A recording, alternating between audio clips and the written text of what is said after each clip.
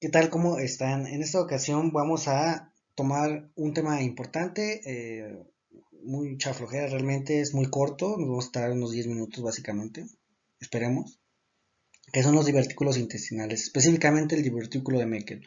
Vamos a hablar de los divertículos duodenales y yeyuno ileales, sin embargo no son tan comunes y nos vamos a enfocar simplemente al divertículo de Meckel de forma más específica, ¿ok? Comenzando pues el divertículo de Meckel, recordar que es un divertículo verdadero, ya que contiene todas las capas intestinales.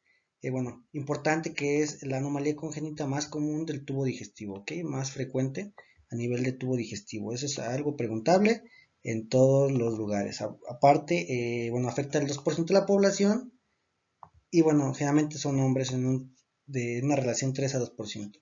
Se ubica a nivel del hilio de 60 a 90 centímetros de la válvula ileocecal y bueno, 60% de los divertículos de Meckel tienen mucosa gástrica dentro del divertículo, algo importante.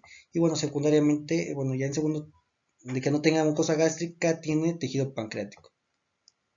Hay una regla que es la regla de los dos. Recuerda que el 2% de prevalencia en los pacientes se ha presentado a 2 pies de la localización, es decir, al nivel de la válvula ileocecal 60 centímetros en adultos. Y bueno, la mitad de los que presentan síntomas son menores de 2 años de edad. Es importante porque eso es pregunta. La fisiopatología básicamente es por la falta de obliteración o una obliteración incompleta del conducto onfalomesentérico que se genera a las 8 semanas. Recuerda aquí que el conducto onfalomesentérico es cuando ya bueno, es parte del saco vitelino, ¿no? Que a las 8 semanas tiene que estar completamente obliterado. Si no se oblitera va a generar estas tres situaciones, que es el divertículo de Merkel, que básicamente es el divertículo asociado a un ligamento que lo va a mantener adherido a la pared abdominal. Si no se genera ese, se genera el otro, que es el quiste vitelino, que básicamente es un quiste unido al abdomen, a la pared abdominal y al intestino, a la pared intestinal, que básicamente vamos a tener dos ligamentos viterinos. En el caso de que no se presente ninguno de estos, vamos a observar la fístula. Básicamente es que realmente no se obliteró y bueno, ahí vamos a tener salida de contenido intestinal. Ahora, en los pacientes que presentan, pueden presentar una banda mesodiverticular, que eso es importante ya que le da la irrigación a este tipo de, de divertículo de Merkel. Importante porque es la arteria que le va a dar la inervación, le va a dar la fijación en el caso de que el paciente llegue a generar una obstrucción intestinal. Estos pacientes van a hacer una obstrucción como tal, una obstrucción intestinal, que es la segunda causa de las complicaciones de estos pacientes, ¿vale? Eh, en el caso de la clínica, los pacientes van a presentarse por una hemorragia, que es la primera complicación, que es un resultado. Mencionábamos que había un tejido gástrico adyacente al divertículo. Dentro del divertículo, entonces, estos pacientes genera, bueno, producción de ácido clorhídrico, se ulcera y, bueno, genera una hemorragia. Esa es la complicación más común de estos pacientes que hacen hemorragias, ¿ok? Por la ulceración del tejido gástrico.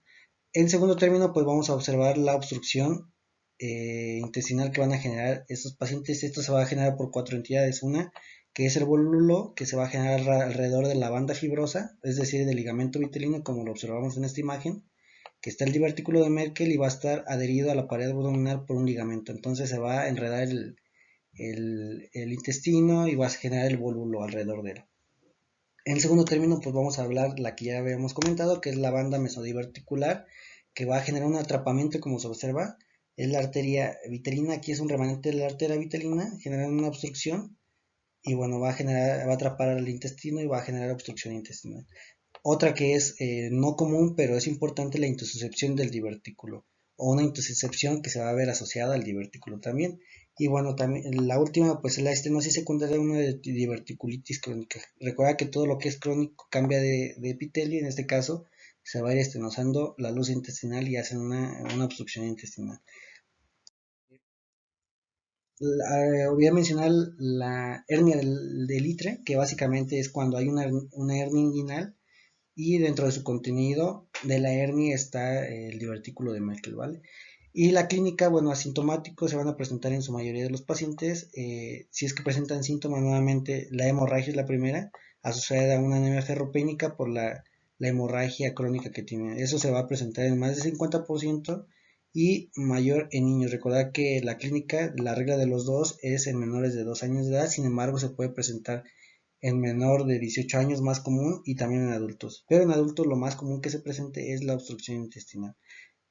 Recordad que esta imagen podemos observar en la imagen superior derecha una radiografía de abdomen donde vemos niveles hidroaéreos en diferentes áreas. Y bueno, lo característico que no observamos la burbuja, bueno, el aire a nivel de la ámpula rectal, ¿no? Que eso es característico de una obstrucción intestinal.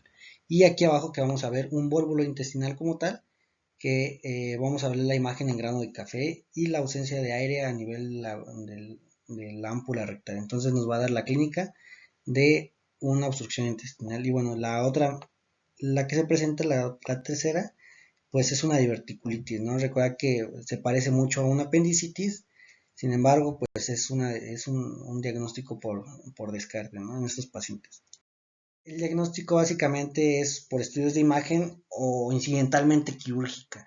El más sensible de los estudios de imagen pues es la gamografía con tecnesio 99 más cimetidina o glucagón. Recuerda que generalmente este estudio pinta, bueno, va a pintar el tejido gástrico, por lo tanto va a pintar a nivel de estómago, pero también va a pintar donde se encuentra el divertículo de Merkel, ya que se asocia con tejido ectópico gástrico. Entonces, como vemos en la imagen, vamos a ver un foco anómalo de acumulación de radiomarcador en tejido gástrico ectópico. Como se observa aquí, el puntito es en donde vamos a encontrar el divertículo de Meckel. Y en caso de que no lo podamos encontrar, pues la angiotac de la arteria mesentérica, que es un poco más invasiva, sin embargo, se toma también en cuenta en caso de que no podamos encontrar a este paciente esto, ¿no?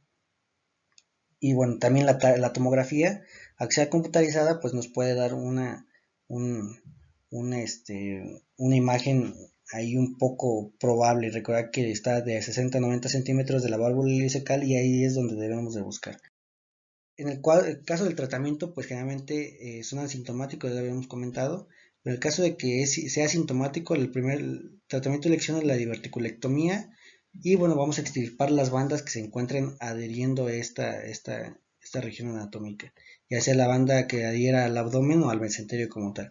La hemorragia, pues en caso de hemorragia vamos a hacer una resección. Recordad que la hemorragia se genera por una ulceración del tejido ectópico o adyacente al tejido gástrico, ¿ok? Entonces es una resección segmentaria tanto del vertículo como de la úlcera iliar. Se hace una resección segmentaria ya sea de esta o en el caso de que presente una neoplasia o una perforación también se reseca esa parte.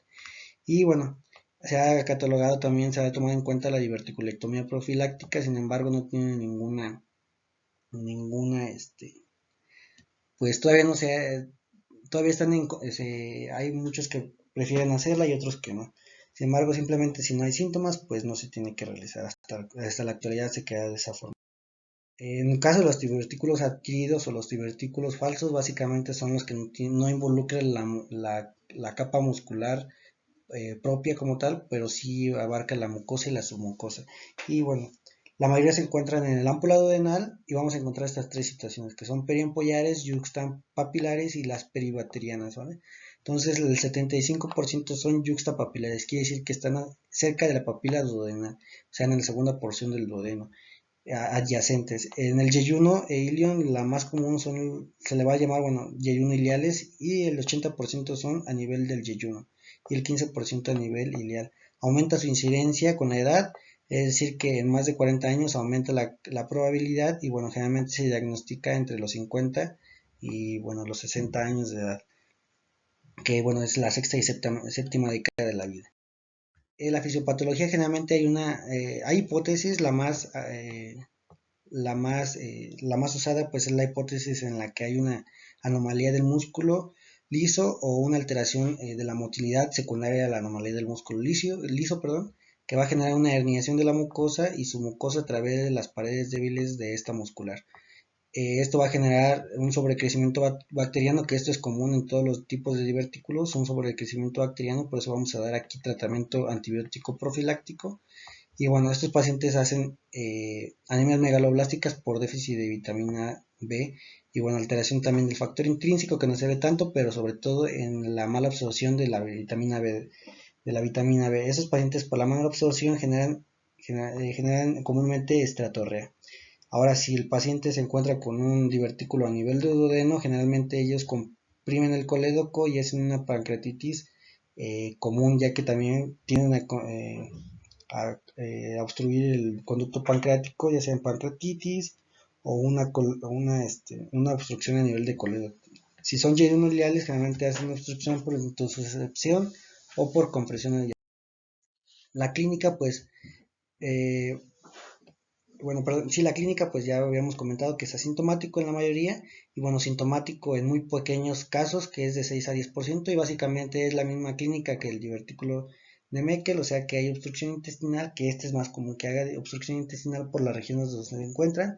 La segunda, pues es la diverticulitis, y la tercera, pues es la hemorragia. Podemos encontrar flatulencias constantes, diarrea, estreñimiento característico de una enfermedad diverticular, ¿no? Y bueno, de acuerdo a, a nivel duodenal donde esté obstruyendo, podemos generar una coledocolitiasis, una colangitis. Recordar la triada de la colangitis, por ahí estudienla, la pancreatitis recurrente y la disfunción del esfínter de Oddi cuando se encuentran adyacentes a la ámpula. Y bueno, el diagnóstico se hace de forma incidental o mediante un estudio varitado o por endoscopía o algún tratamiento de alguna patología que incidentalmente ahí obtuvimos, ¿no? Pero en general la primera elección se cataloga la serie efacogastroduodenal y la enteroclisis. Recordar que este se hace cuando los pacientes no tienen una perforación, porque la perforación puede generar ahí que nos los llevemos, pues sí, que si no está mal, lo compliquemos nosotros, ¿ok? Y aparte, en caso de que pensemos en una perforación, pues lo que vamos a hacer es tomar una radiografía en bipedestación y observar el líquido el aire subdiafragmático característico en ese tipo de pacientes con perforación intestinal.